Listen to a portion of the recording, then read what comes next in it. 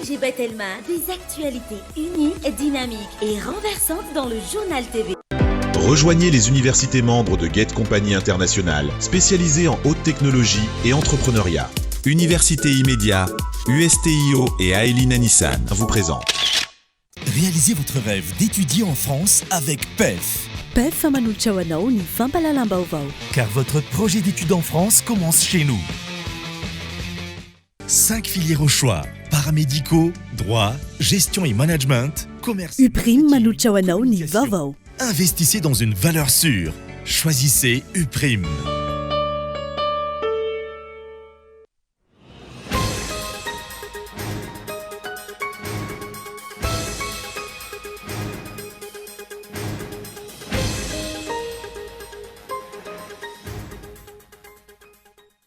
Raha toka fitantanana mangarara no voalazan'ny mpitondra etseroa ny mifanohitra amin'izany hatrany no fanapakevitra raisiny ankehitriny raha tsy laza fa tsy ilay resaka autoroute voalaza fa aloha ny ampahamboly mialoha ny asa fanamboarana ilay autoroute saingy tsy misy mangarara mikasika izany.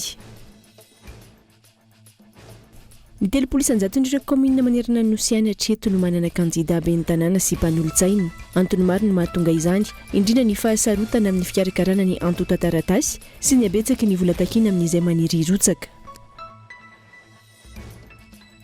Atao fitaovana politika avokoa ireo rafim-panjakana rehetra ka mahatonga ny disadisa misy eto amin'ny firenena isaky ny miatrika fifidianana ho ireo mpanao politika androany.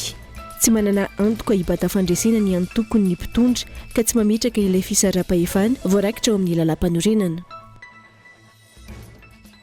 Manandanja amin'ny fampandrosoana maharitra eo amin'ny firenena iray ny ESS na ny économie sociale et solidaire raha ny fanazavana ny tetikasa izay misehatra amin'izany. Ny eto an-toerana izay mbola maro ireo tosika tokony omena ireo fikambanana tsy miankina antony mahazava-dehibe ny ESS. Nototosaina Tetsoarano manoloana izany ny fionambe nasionaly ho an'ireo fikambanana sy coopérative anatin'ny tetikasa SID. Any ivelany any Liban tafakatra 7 amin'izao fotoana ireo mpikambana anatin'ny vondrona islamika libanais Hezbollah namono ainy raha toka mandidina ny 507 kosa ireo naratra mafy vokatry ny fipoahan'ny Biper sy Talkiw Olki ny talata sy alarobia lasa teo izay fitaovan-tserasera fampiasan'ny reto farany ny antsipin'indreo avy hatrany ary.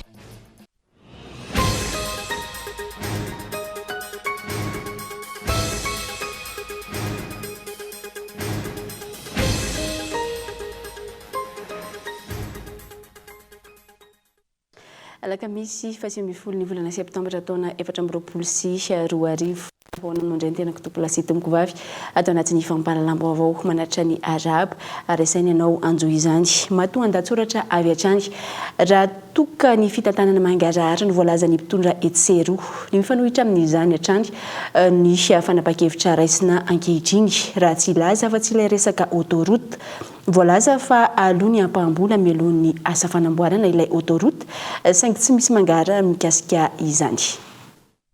Raha toka tsy hainy hoe ny tatoato tahaka ireo fotodrafitrasana mpanantenana rehetra ilay resaka autoroute ny potry indray zany ankehitriny ary nanaitra sy nanitona ny sain'ny be sy ny maro.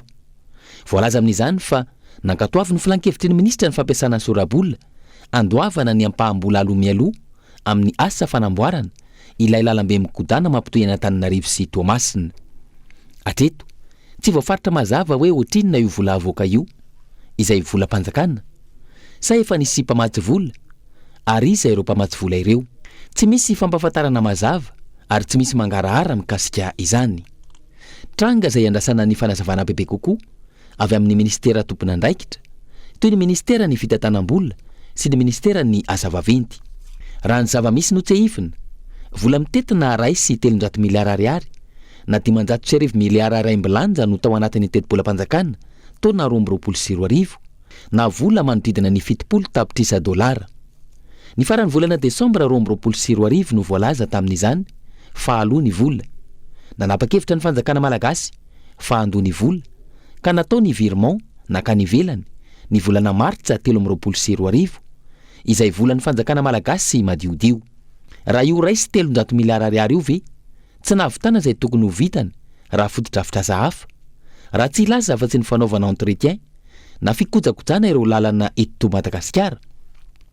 Io ve ny naloha azona lalatany eny an-toerana amin'izao fotoana sa vola tokony kojakojana ny lalana na alefa amin'ny sehatra sosialy toy ny fampianarana ohatra. Io lalana voalaza fa tsy maintsy hovitaina io ve no azon'ny vahoaka malagasy tombony kokoa. Toy izay manana lalana ahafana mifezivezy manerana ny nosy. Midika izany fa ny tombontsoa ny orinasa vahiny no lara-pahamehana amin'ny mpitondra fanjakana fa tsy ny tombontsoany ny vahoaka malagasy. Efa iarahantsika mahita ihany koa fa noho ny tsy fananany fanjakana vola vokatry ny tsy fahaiza-mitantana, tsy maintsy nahena ny teti-bola natokana ho an'ireo ministera tsirairay avy. Nahena ny siady, ny sehatry ny fampianarana, ny fahasalamana sy ny sisa. Tsy hivina hatrany ihany koa ny orinasa Egyptiana samy Kreta no nahazo ny tsena anatanteraka ny asa fanamboarana, ary vola mitetina 7,700 tapitrisa dolara no voalaza ho teti-bidiny ho fanamboarana lalambe mikodana io.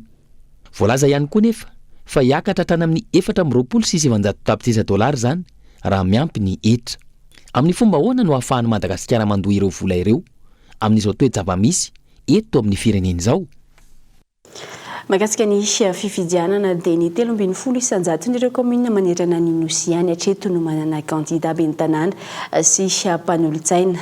Antony maro no mahatonga izany, indrindra ny fahasarotana amin'ny fikarakarana ny antotan-taratasy sy ny abetsaky ny vola takina amin'izay maniry ny irotsaka.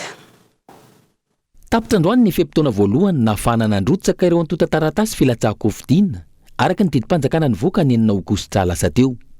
Nitarina hatrany amin'ny 19 Septambra nefa izany araka ny fanapahana tao anatin'ny filan-kevitreny gouvernemanta ny 17 Septambra lasa teo. Na izany mbola vitsy ireo kandida nahafen'ny fepetra ka nanatitra ireo antotan-taratasy teny anivon'ny OVEC manerana ny nosy. Ho an'ny toliary voalohany na efa maro aza ireo tonga naka taratasy fanamarinana mahanaty lisitra, tsy mbola nisy na iray aza kandida nandrotsaka izay antotan-taratasy izay tany amin'ny OVEC. Ho an'ny faritra Boeny, kandida miisa 13 amin'ireo komuna miisa 470 mandrafitra ny distrika 4 ao anatin'ny faritra Boeny no tonga nanatitra taratasy filatsaha-Covid ben'ny tanàna sy mpanolotsaina. Ho an'ny distrika ny Manakara manokana, izay distrika be komuna indrindra eto Madagasikara, satria ahitana komuna miisa 720, tsy misy afa-tsy kandida miisa 30 hatreto no nanatitra ny antotan-taratasy filatsaha-Covid hoy ny eo anivon'ny OVEC. 30 eo zao ny tafiditra anatin'ny Tsinona, 30 eo zany mirotsaka manerana distrika manontolo. Nefa eritreretintsika hoe eo amin'ny distrika anankiray misy olona 2 na 3 anatin'ny komuna anankiray no mirotsaka. Izany mbola tsy pentanteraka zany ilay komuna manontolo mandrotsaka ny antotan-taratasy ny teto. Mbola nanamafy hatrany ireo kandida fa sarotra ny fikarakarana ireo antotan-taratasy, indrindra ilay 211 bis sy ny nationalité. Ohatra anankiray izay raisiko ny ao amin'ny resaka 211 bis. Teo amin'ny tamin'ny taona 2019 dia anisan'ny tsotra kely ny nazahoana azy. Fa tamin'ity taona 2024 ity dia anisan'ny tena maromaro izay anisan'ny miteraka fitarzana ny fikarakarana ny taratasy filatsanana ho ben'ny tanàna. Eto amin'ny faritra Analamanga, ho an'ny distrika Atsimondrano manokana, tsy misy afa-tsy kandida 20 avy amina komuna miisa 720 no nandrotsaka izay antotan-taratasiny izay. Ny distrika Atsimondrano izay ahitana komuna miisa 420. Ho an'ireo efa nafen'ny fepetra, fifidianana madio no andrandraina ka izay tena safidin'ny vahoaka no olany. Io rarina aloha dia hoe fifidianana madio milamina anjakan'ny filaminana tanteraka, izay no rarina. Mangetahita izay tokoa ny vahoaka amin'ny fiombonana satria efa somary leo ny vahoaka amin'ny resaka politika. Raha ny antotanisa ofisialy voaray Omaly Alarbi, kandida ben'ny tanàna miisa 720 sy 200 no nanatitra ny antotan-taratasy firotsaha-Covid teny anivon'ireo OVEC amina komuna miisa 720 sy 200. Araka izany, komuna miisa 770 amin'ireo 570 no mbola tsy manana kandida, ary manodidina ny 13 komuna ihany hatreto no manana kandida. Andrasana ny mety fivoaran'izany amin'izao fanitarana ny fepitoana ahafana mandrotsaka antotan-taratasy izao. Fifidianana ben'ny tanàna izay hatrano fa any amin'ny faritra kosa indray atombokontsika any amin'ny faritra Boeny, mbola kandida miisa 13 amin'ireo komuna miisa 470 ao anatin'ny distrika 4 mandrafitra ny faritra Boeny ihany hatreto no tonga teny amin'ny OVEC nanatitra ny taratasy filatsahako-vidiana ben'ny tanàna sy mpanolotsaina tokony amoraina ao anatin'ny fanaran-dalàna ny fikarakarana ny antota taratasy raha nambaran'ireo kandida Anja Robert Kolomajanga. Kandida miisa 13 amin'ny commune 970 mandrafitra ny distrika 4 atao anatin'ny faritry Boniany no tonga teny amin'ny OVEC nanatitra ny taratasy filatsahako-vidiana ben'ny tanàna sy mpanolotsaina raha ny loharanom-baovao tamin'ity andro ny alakamisy 17 ny volana septambra ity. Tsy mbola nahitana kandida ho an'ny distrika ny Majanga voalohany sy ny distrika ny Majanga faharoa, miisa ray kosa ny avy ao amin'ny distrika ny Marvoay. Miisa roa ny kandida nanatitra ny antota taratasy ho an'ny distrika ny Mitsinjo, raha toa ka 4 izany ho an'ny distrika ny Soalala ary 9 kosa ho an'ny distrika n'Ambatoboeny. Hita taratra ny amin'izao fahavitsiny ny kandida tonga manatitra ny antota taratasiny eny amin'ny OVEC izao. Ny fahasarotan'ny fikarakarana ny antota taratasy amin'ity fifidianana ity raha ny hevitra Andriamatoa Rivo Rakotovao. Fanjakana no ny antso amin'ny fanjakana azy zany ny siny fifidianana satria izay ny lalàna. Samy matsapa ankehitriny ngamba matoa ireo ny taremarika ny olo efa navita dossier anazy fa sarotra be. Mame ohatra amin'ny resaka ohatra 211 bis miovaova be. Zao no izy tiany vola rotsaka zao no mamorona orinasa indray ianao zay ianao vao mahazo an'izao tsy mazava tsony le izy. Mety ho zay tokoa ve ny lalàna fa mba tokony hazavana ary mba hamorana le zay zany tena raha lehibe. Jereo nefa raha olo iny zany mpamboly tsara nisy kabariny etra zany izy androany izy asaina mamorona orinasa azahoana nify sy ny sisa mba azo amoraina angamba zany fa ao anatin'ny fanaran-dalàna. Fa raha zao sady ny fijerinay azy no hoe terenao anao zavatra hafahafa mba hafahany latsaka le olona dia efa tsy tsara zany. Ka manao antsoava amin'ny fitondram-panjakana zany hoe fa io raha mahita io zany no fahasarotana matolona vitsy kely ireo no navita dia zany milaza fa sarotra. Eo certificat de nationalité mbola misy mitady koa hoe mila taratasin'ny acte de mariage ny babanao sy mamanao nefa le olona mety misy tsy misoratra baba sy mamany tsy misoratra. Ratsy zany mila copie de naissance mamanao sasany mamany efa hiato raha karanaka zany efa 5-30 taona zay mamanay nodimandry. Sarotra jiaby raha jiaby zany ka eto dia manao antsoava amin'ny CENI ny fitondram-panjakana mba hijery an'izany akaiky. Na eo aza ny fanemorana ny fepotona farany anaterana ireo antota taratasy filatsahako-vidiana ho ben'ny tanàna sy mpanolotsaina amin'ny 20 ny volana septambra izao dia ny fanamorana izany ao anatin'ny fanaran-dalàna tanteraka no takin'ireo olom-pirenena. Any amin'ny faritra Vakinakaratra dia tsy mbola nisy hatreto ireo kandida hilatsaka ho vidiana ao amin'ny tanàna n'Antsirabe. Tonga nanatitra ireo antota taratasy teny anivon'ireo biron'ny OVEC any Antoirana. Antony maro no mahatonga izany ho ireo mpanao politika ary misy paikady ataon'ny fanjakana sy kajikajy politika ao ambadika izao mba hakivy ireo kandida sasany. Manao antsoavo amin'ireo tompon'andraikitra eo anivon'ny CENI ihany koa ireo mpanao politika ireo amin'ny fanamorana ny fikarakarana ireo antota taratasy ary tsy tokony hisy vola alaina intsony amin'ireo kandida eny amin'ireo sampandraram-panjakana maro samihafa ankoatra ny caution raha ny fanadiadiana. Andry Rirana Andriamiarsoa, Kolo Antsirabe. Raha ho an'ny eto faritry Vakinakaratra manokana ato anatin'ny distrika n'Antsirabe voalohany mahakasika ny fanaterana ireo antota taratasy amin'ny filatsana ho kandida ho ben'ny tanàna sy mpanolotsaina dia tsy mbola nisy hatreto ireo kandida tonga nanatitra izany teto anivon'ny Braon OVEC ato anatin'ny distrika n'Antsirabe voalohany raha ny fanazavana azo avy amin'ireo tompon'andraikitra. Tena marina aloha zany raha ny daty teo aloha dia tokony hoe androantsika zany no hoe farafandrotsahana kanefa moa zany nisy lesiny le miembotra iny. Ny olana aloha raha hoe ny eto aminay dia misy tsirairay tediavina tsy ao anaty listra. Tsy ao anatin'ny listra ato amin'ny lista électorale. Zany hoe ny listra farany nampiasaintsika tamin'ny lista ny fifidianana député farany teo zany. Iny ihany mantsy lista ho ampiasaintsika amin'ity fifidianana ben'ny tanàna sy mpanolotsaina ity dia tsy tafiditra tao anatin'ny lista iny zany zareo. Maro amin'ireo mpifaninana ara-politika no manana olana eo amin'ny lafiny fikarakarana ireo antota taratasy raha ny fanadihadiana ataonay mpanao gazety ary anisan'ny olana hatrany ilay 211 bis izay ilaina eny anivon'ny Braon Ivoketra. Asarotona ny fangalana ireo antota taratasy ireo hoy ireto mpanao politika ireto ary ahinany sy ny kajikajy politika amin'ny fanakiviana ireo mpifaninana mba hahafahan'ny kandida mpanjakana mirotsaka avy hatrany. Tsy mbola nisy navita nanatitra satria misy zavatra taratasy tena manerana ny manao anazy ka ohatra anankiray ohatra ny fiscalité zao le tas 211 bis asarotana le zavatra hasany eo ambadik'izay hoe atao hoe zay akiven'le sasany sa hoe ahoana fiscalité koa zao ohatrantsika eto Antsirabe zao neny candidat maire de ampiakarina Antananarivo ny dossier zany koa zavatra mba mahagaga ihany otsika moa de normal be ry zareo raha manao zay maximum azahoany tazona ny candidat satria efa io ny anazy no eo de tazominy io foana io de tsy maintsy atao daholo ny tetika rehetra hoe azahoana satria neny candidat mpanjakana zao dia azo lazaina hoe mandeha lamina ny fisotra fa ohatran'ny candidat hafa rehefa manao zavatra toy izao de azo heverina daholo hoe tetika anaovana zay apa-candidat matanjaka ny eo amin'ny fitondrany manoloana izay fahasarotany fikarakarana ny taratasy izay hatrany dia nanao antsoafy tamin'ireo tompona andraikitry ny seni ireto mpanao politika ireto fa tokony tsisy intsony ny fangalana vola amin'ireo candidat eo am-pikarakarana ireo antonta taratasy eny anivon'ireo mpiram-panjakana maro samihafa izay miara-miasa amin'ny OVEC. Ko no mba anomezan'ny seni ny toromarika mazava amin'ireo le sampandraray sy anambaratonga ny eo fikarakarana taratasy mba tsy hitaky vola amin'le candidat fa ny candidat zany mandoa caution efa ambony be le caution nefa rehefa manao taratasy koa dia mbola takiana vola koa ka sao dia matafahoatra loatra ty fitiavam-boly ty fa ny anton'le caution dia ikarakarana an'le makasika ny fifidiana ray manontolo ka tsy tokony misy fitakitakina vola intsony.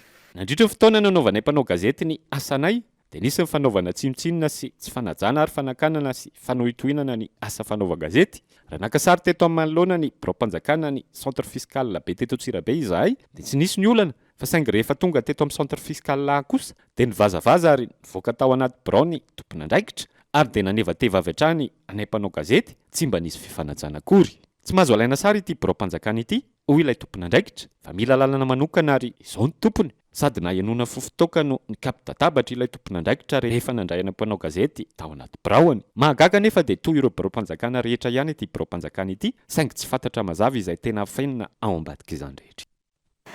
Anity loary kosa indray dia tsy misy candidat nanatitra ny antonta taratasy filatsahako fidiana ben'ny tanàna ao amin'ny OVEC toliara voalohany hatramin'ny androany. Efa maro nefa ireo izay efa tonga naka ny taratasy fanamarinana ny mahanaty liste anaty liste na ny attestation d'inscription sur la liste électorale raha ny fanazavana. Espérant Thomas Sonnette Kolo toliara. Raha ny tetiandro navoaka ny seni teo aloha dia androany fa 7 ny volana septambra no farany fanaterana ny antonta taratasy filatsahako fidiana ben'ny tanàna. Raha ny eto toliara voalohany manokana nefa dia mbola tsy misy candidat nanatitra n'izay antonta taratasy izay ny tao amin'ny OVEC eto an-toerana raha ny fanazavana. Ny fikarakarana ny 211 bis no mety manano sarotra ireo candidat raha ny fanazavana hatrany. Filatsahako fidiana ho ben'ny tanàna dia tamin'ny tanàna toliara voalohany dia hatreto nefa androany zao tokony hoe daty farany ametrahana azy dia hatreto aloha mbola tsisy mametraka fa so ihany moa zany fa hoe mbola mifotoa jusqu'à laka misy ho avy zao dia 26 ny fotoana farany fametrahana taratasy gasika ny filatsahako fidiana dia ao anatin'izay ngamba nelanelazay no mety andatsanitra taratasy ny eto aminay moa zany tsisy manano sarotra fa ngamba araka fahinoko anazy matoa zany nampendrony zany no ny antony hoe fikarakarana an'le 211 bis angamba no mety mananerana ny zareo satria misy sasany zao hoe tena mbola manano sarotra anazy ny azahoana an'le 211 bis dia moa zany tsy miankina aminay fa miankina any amin'ny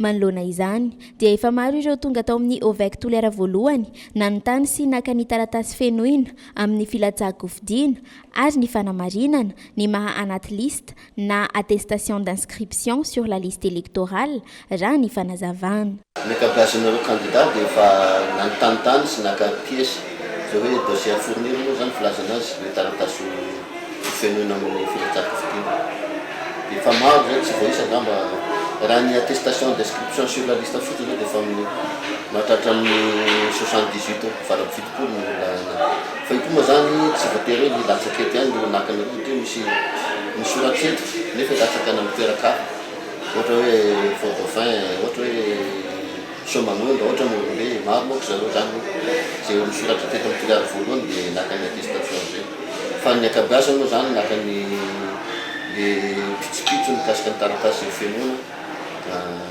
kasika ny filatsahako fidiana zany fa maro be zareo nankanazy teto. araka izany dia mbola andrasana ny fahatongavan'ireo kandida hanatitra ny antota-taratasy filatsahako vidiny mandra-pahatonga ny ilay tetiandro vaovao dia ny alakamisy 4 ny volana septambra 2024 ho avy izao. Izany makasika ny fifidianana ben'ny tanàna fa totosandroany ny fifanaovatso ny mpiara-miasa teo anivon'ny Madagascar Airlines sy ny Air France tanjona amin'ity fifanarahana arabaritra ity ny fanatsarana ny fifandraisana anabakabaka eo amin'ny Frantsa sy Madagascar izay manatsara ny fitateran'entan'ireo mpizahatany raha ny votoatiny ny fifanarahana fitinokolona. Anomboka amin'ny voalohan'ny volana Oktobra ho avy izao ny fampiarana ny fifanarahana eo amin'ny Madagascar Airlines sy Air France fifanaovan-tsony natao androany izay manamora ny fitanterana ny entana ho an'ireo mpitsidika ny Madagascar mandray ny sidina Air France ao Paris Charles de Gaulle ho eto Antananarivo tonga avy hatrany any amin'ny toerana izay tiana ho tsidina ireo entana tonga eto Madagascar toa ny Nosbe, Fort-Dauphin, Majunga, Natamatavy ireo entany mpizahantany mandray ny Air France anatanterahana izany nampifandraisana ny sidina ho an'ireo kampany miisa roa izay ampiana ny faharetanidy fifanaraha-piara-miasa izay namafisin'ny tale jeneraly ny Madagascar Airlines anatsara ny fizahantany eto Madagasikara. Atao fitaovana politika avokoa ireo rafim-panjakana rehetra ka mahatonga ny disadisa misy eto amin'ny firenena isaky ny miatrika fifidianana ho ireo mpanao politika androany tsy manana antoka hibata fandresena ny antoko ny mpitondra ka tsy mametraka ny ilay fisaraha-pahefana voarakitra ao amin'ny lalam-panorenana onona saina. Raha tsy nisy iray fiemorana androany no tokony farana ny fanaterana ny antota-taratasy ho an'ireo kandida maniry ho ben'ny tanàna sy mpanolotsain'ny tanàna. Ny zava-misy tsy ampy 20% komuna no mbola manana kandida. Antony voalohany ny fanaovan'ny mpitondro fitaovana politika ireo rafim-panjakana rehetra voakasika mivantana na ankolaka amin'ity fifidianana ity. Ny seny ihany koa tsy manana ny fahaleovantenany. Rehefa mitaraina ohatra zay momba ny hetra dia milaza izy hoe tsisy idiran'ny seny zany fa ny ministeran'ny vola zany hoe fanjakana. Mikasika ny nationalité tsy misy idiran'ny seny fa ny fitsarana zany hoe fanjakana. Na reportna daty ary dia gouvernemanta ihany tsy maintsy manao an'ilay reportna daty. Légalisation na signature dia hoe tsy ny seny fa ny préfecture ka manontany tena mihitsy zany zay hoe inona ny tena ilana ny seny satria amin'izao karakarahan'ny fifidianana rehetrarehetra ireo zany tsy misy resaka seny mihitsy fa fanjakana daholo ka hono tsy aleo ve tonga dia fanjakana mikarakarahan'ny fifidianana dia tsy misy ny baolina hoe makatsy makaria fa tonga dia ny fanjakana. Ny antony nanomezana seny ny fikarakarana fifidianana dia hoe tsy mahatoky ny fanjakana fa politizen'ny fanjakana le izy.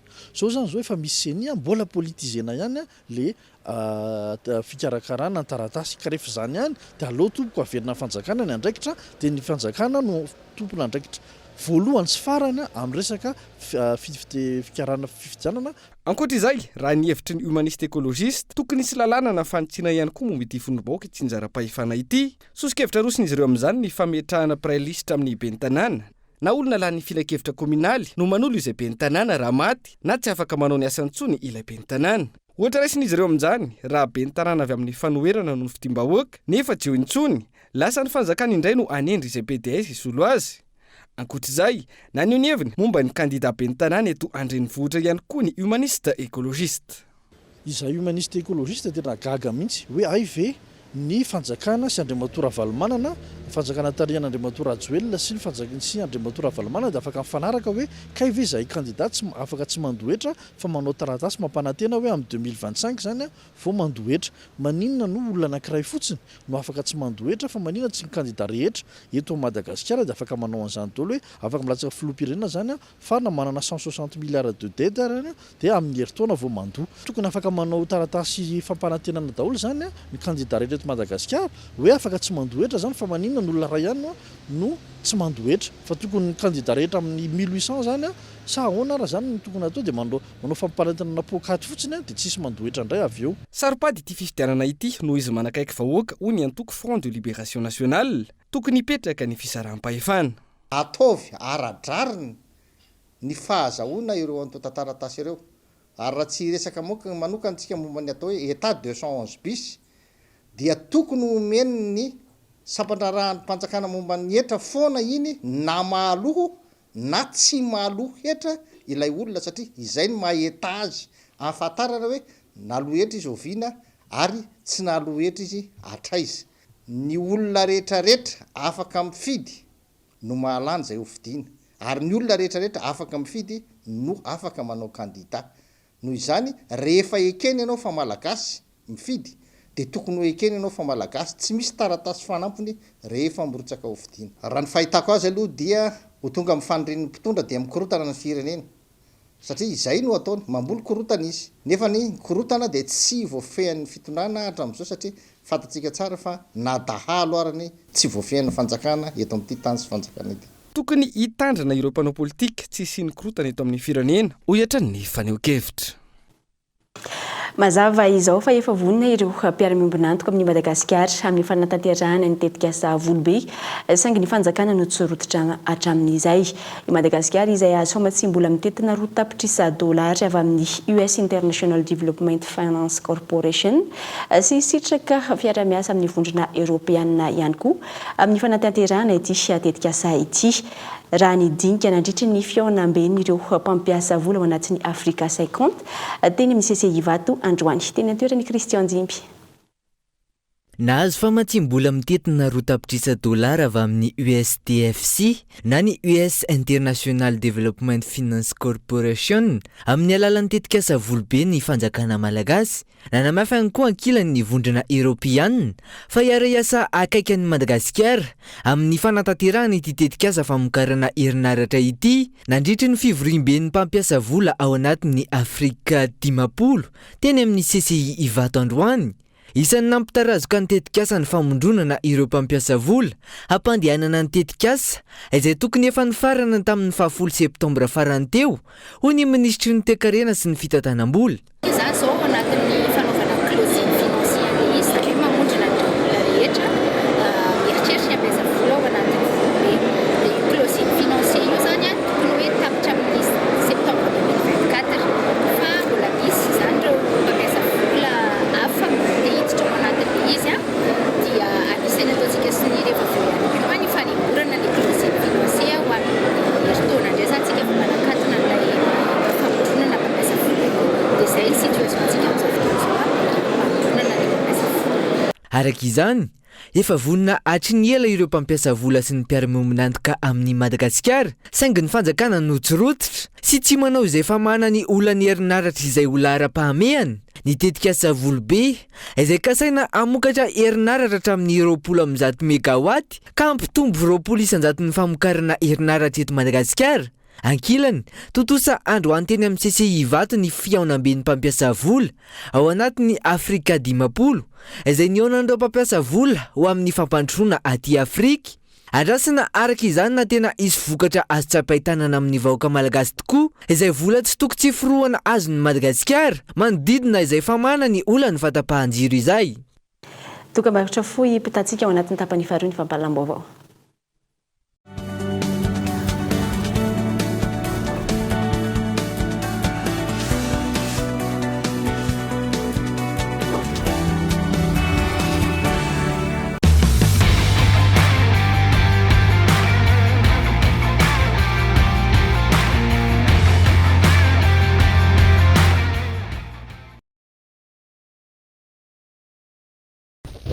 Araroatra ny fois festival Analamanga atolotry ny faritra Analamanga ho antsika mieraiky amby septambra ho avy izao ao amin'ny stade Barea fantarina ireo vokatra sy tolotra isan-karazany mampiavaka ny Analamanga varotra fampirantiana maro ary fety be miaraka amin'ireo mpanakanto malagasy miandratsika isan'andro isy carnaval lehibe sy afomanga ihany koa tongava maromaro fa Analamanga tsy maintsy mandroso mpiara-miasa Alliance Française Ortana panoana officialy Telma isika iray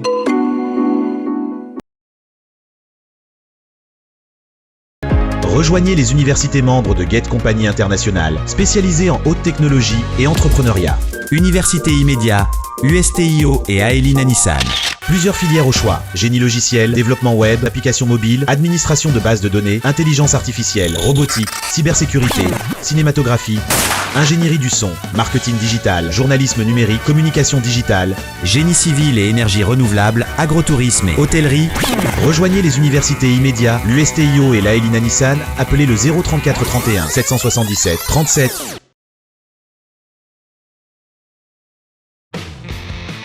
TEF Parcours études en France. Réalisez votre rêve d'étudier en France avec PEF. Après le bac, optez pour l'option 2+1, 2 ans à Madagascar et 1 an en France pour obtenir votre bachelor.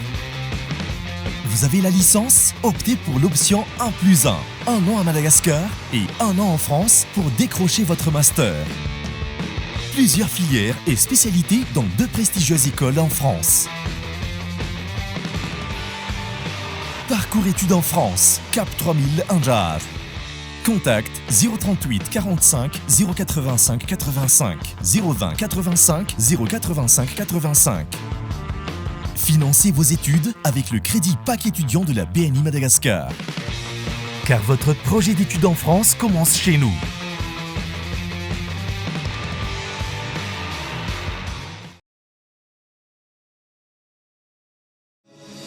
Telma est fière d'accompagner l'UPRIM dans l'accomplissement d'une mission commune pour que chaque étudiant malagasy compte. Baobab Banque Madagascar et l'université UPRIM forment un partenariat solide depuis 9 ans. Ensemble, libérons le potentiel de l'UPRIM.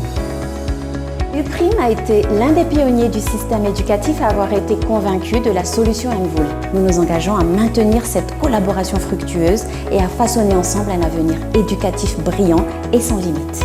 Tananamano Madagascar et UPRIM, main dans la main pour l'éducation de nos jeunes paramédicaux à Madagascar. Ensemble, rallumons la flamme de l'éducation à Madagascar.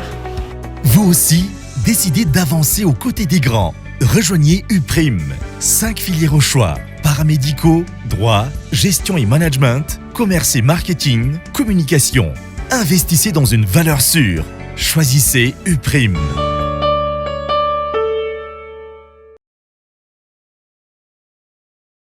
Vokatra Star mampifaly e! Goavana be hoy ihany fihenam-bidy amin'ireo zava-pisotro Star. R$10 monja ny tavoahangy vera kely, R$10 kosa ny lehibe. Ny tavoahangy plastika kosa R$10 ny kely ary R$4 fotsiny ny lehibe. Tolotra mana kely amin'ireto vokatra voatanisy reto: Caprice, Woko, Yuzu ary Tonique.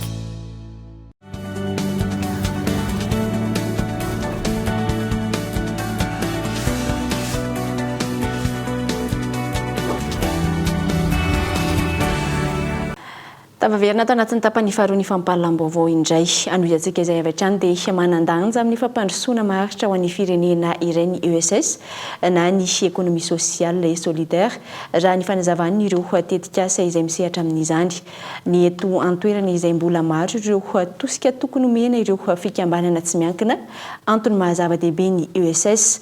Nototosaina tetsy Soarano manoloana izany ny fiaonam-be nasionaly ho an'ireo fikambanana sy kooperativa anatin'ny tetikasa SPID.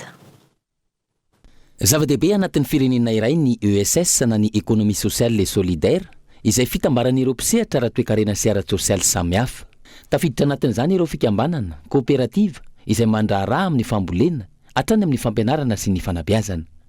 Manatsara ny fari-piainan'ny mponina iny fotony ny ESS izay afaka mamoronasa ihany koa raha ny fanazavana. Hatreto nefa mbola maro ny fanamafisana tokony omena azy ireo na ara-bola na ara-piofanana raha ny zava-misy eto Madagasikara. Les entrepreneurs ils font face à des besoins qui sont extrêmement larges. Il y a des besoins en financement. Maro ny zavatra ilaina ho an'ireo mpandraharaha, misy ohatra ny filana ara-bola fa ihany koa ny fanamafisana amin'ny fampiofanana sy fanaran-dalàna. Maro ireo finiavana mivoaka tsikelikely anatsarana zavatra izay mila tohanana manokana. Andrasana ho amin'ny androany araka izany ny fanomezana lanja ny ESS fa ihany koa ny fifanakalozana ho an'ireo mpisehatra sy mpandray anjara rehetra. Fotoana anomezana tolon-kevitra mikasika hoe inona marina izany ESS izany. Émettre des recommandations, des états des lieux sur ce que c'est l'ESS. Nototosaina androany tetsy Soarano manoloan'izany ny feonam-be nasionaly ho an'ireo mpandraharaha misehatra anatin'ny ESS. Tanjona amin'izany ny fanakalozana eo amin'ny samy mpisehatra ahafana manome lanja ny toerana misy ny ESS eto Madagasikara. Notonihana manokana ihany koa ny volavolan-dalàna mikasika ireo ESS izay eo ambany fiahiny ministeran'ny tontolo iainana. Tetikasa ny SCED izay vatsiny ny vondrona Europeanina vola. Fa amin'izao akatoko ny fifidianana ben'ny tanàna sy mpanolotsaina eto Madagasikara izao dia manao fanambarana ny FMM na ny vahoaka ny Mahajanga miray mangataka ny ramatoa PDS ny Mahajanga tonga nirina Velomary Zafiarnefo ilatsaka ufodina ben'ny tanàna eo anivon'ny commune urbaine Mahajanga. Nanao fanambarana nangataka ny firotsako fidiny ny ramatoa PDS ny Mahajanga tonga nirina Zafiarnefo Velomary ho candidat ben'ny tanàna ato anatin'ny distrika ny Mahajanga voalohany ny IVMM na ny vahoaka ny Mahajanga miray izay vondrona ny fikambanana maro misy eto Mahajanga. Ny maraina teo no nanatanterahana izany. Mangataka ny firotsahanao candidat ben'ny tanàna eto amin'ny commune ambony vohitry ny Mahajanga voalohany izahay ramatoa PDS tonga nirina Zafiarnefo Velomary. Antony maro no nahatonga ny VMM resy lahatra ka nanao fangatahana any ramatoa PDS ilatsako fidina ben'ny tanàna eto anivon'ny distrika ny Mahajanga voalohany. Hitanay loatra ny fitiavanao ny Mahajanga. Nataonao ny asa soa zay mipaka mivantana tamin'ny vahoaka toy ny famorana reo zana-bahoaka miisa 200 ny fitezana ny tanora amin'ny alalan'ny fanatanjahantena amin'ny baolina kitra. Fizarana jiro manazava ny elanelan'ny trano, ny fanomezana, fampiofanana arakasa ho an'ny vehivavy manerana amin'ny fokotany ny amby-roapolo. Nataonao fampitaovana ny commune sy ny mpiasa mba hoentina manatsara ny asa. Naverinao tamin'ny vahoaka ny tamberina andraikitra nandrasana taminao amin'ny alalan'ny fanamboarana ireo foto-drafitrasa maro samihafa toy ny lalana ny Jamoka, lalana Soatata Bazary Tsaramandroso, lalana Soatata Mavoka Avaratra, lalana Tsavaky, lalana Ligne 13 Tsararano, lalana Ambovolana. Reo lalakely zay tena mampijaly ny vahoaka maro Androva, Mangarivotra, Antanimasaja, Antanimalandy. Mandritra ny fitantananao de tsy nisy mihitsy ny fikorontanana mahakasika ny karama mampiasa ny commune. Raha nataonay ny tombana tao anatin'ny 3 taona na PDS anao de efa mihoatra ny lavitra ny vitanao. Karariny sitsy ny loatra ny anoizanao ny asa efa nataonao. Oela velona ny vahoaka ny Mahajanga miray. Antenaina araka izany ny Amalin'ny ramatoa tonga nirina Velomary Zafiarnefo izao fangatany ny IVMM izao. Faritra maro no tsy mbola nisitraka farmasiana eto Madagasikara amin'izao fotoana noho ny avitsian'izy ireo. Ankoatra ny fahatarany sy ny sekoly misehatra amin'izany teto amintsika, tsy mbola misy ihany koa ny politika mpanjakana ampiroboroboana izany hatramin'izay raha ny fanazavana. Zatra misy 300 ny isan'ny farmasiana malagasy amin'izao fotoana. Tsy mahasehaka ny Madagasikara io ka faritra maro no tsy mbola misitraka izany hatreto. Mifamatotra amin'ny toe-javatra maro io tsy fampia ny farmasiana io. Izany ny tsy fananantsika foto-drafitrasa mifanaraka amin'izany. Ny école de pharmacie nitsangana teto Madagasikara voaingana ny firenena hafa fa teo alohan'ny deuxième guerre mondiale. Donc manana fahatarana any amin'ny 70 taona 70 taona tsika raha zay no resahana. Tsika zao eo amin'ny 28 millions malagasy eo amin'izao fotoana zao. Tokony ho betsaka lavitra noho le 330 le izy ny fijeriko azy tokony any amin'ny 12 000 na 13 000 pharmacie. Ny aty amintsika ny any ambanivohitra mbola tsisy infrastructure, ny lalana mbola manahirana, ny fianarana mbola manahirana. Tsy maintsy misy programa mazava tsara ny amin'ny fitondram-panjakana zay vao afaka mieritreritra ianao. Maro ny tsy mahafantatra ny tena andraikitry ny farmasiana sy ny fanaovana atsirambona momba ny fahasalamana. Antony karakarain'ny farmasiana sy ny mpianatra ho farmasiana etsika mandritra ny fankalazana ny andro maneran-tany ny farmasiana amin'ny 20 ny volana septambra izao. Isy ny fikarakarana ny andro iraisam-pirenena mikasika ny asana farmasiana maneran'izao tontolo zao. Amin'izany no anazavana bebe kokoa ny anomezan-danja ny asan'ny farmasiana amin'ny sehatra rehetra. Fanetanana ny mahazava-doza ny fanaovana dokotera-tena sy ny tsenam-panafody tsy manara-dalàna. Ny mikasika amin'ny didy folo fampiasana fanafody, ny mahazava-dehibe ny taratasy panafody na ny ordonnance médicale. any Antsirabe no anatotosana ifankalazana amin'ny 20 septambra io mamaimpoana ny hetsika ary isy ihany koa ny fitiliana aretina maro tahaka ny tazomoka sy ny diabeta izay maimpoana ihany koa. Atreondreto miklasy tompobavy ny fiarahantsika tamin'ny tialina ity isorana fiananao nanjohitra amin'ny farany mamy fotoananao amin'ny ragnampitso amin'ny ora mahazatra veloma tompoko.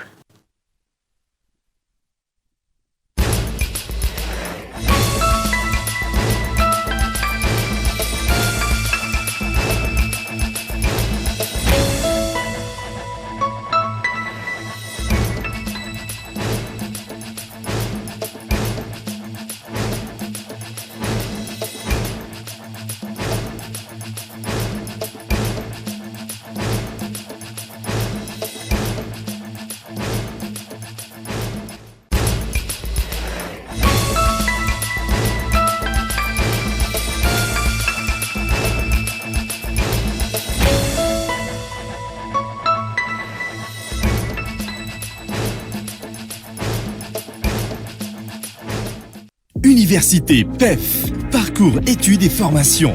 Ny fampalalam-baovao narahinao teo niaraka tamin'ny UPEF. Université PEF, l'excellence à portée de main.